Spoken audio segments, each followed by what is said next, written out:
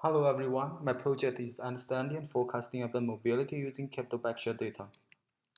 Capital Bikeshare is the second largest bike sharing system in the United States, and it is expanding rapidly right now. The agencies will have to select locations for the new bike rental stations, and they have to decide bike relocation strategies. The goal of this project is to help answer these questions based on demand data. The first data set is the trip record data. It has information about the duration, start time, start station, end time, and end station for each trip. So I can get the hourly, departure, or arrival demands on either weekday or weekend for each station. This shows the bike share usage on typical weekday.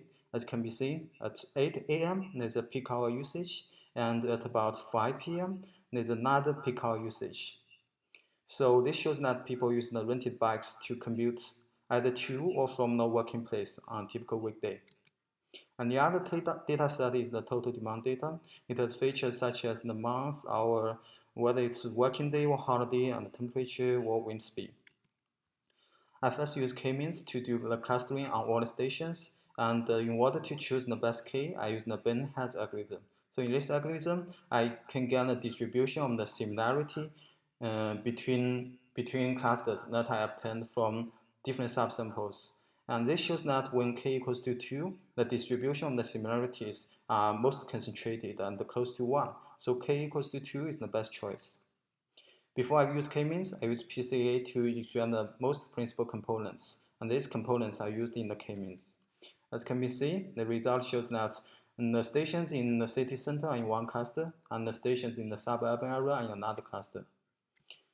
So for CBD stations, now, as can be seen, now demand distribution are more stable and predictable.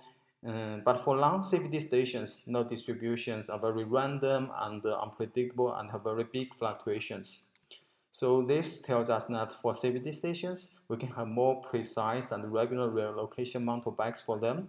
And for non-CBD stations, according to the risk pooling effect, we can establish some bike relocation centers around them and some bikes to them based on real-time needs. I also built several machine learning methods to predict the hourly demand of the entire system. And I use the root mean square log error as an evaluation standard. As can be seen, of all the methods, the tree-based methods such as decision tree and random forest give us the best results. And this is the prediction result of the random forest. And as can be seen, the predicted demand very close to the actual demand.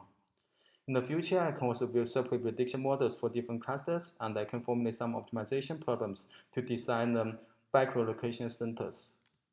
Thank you.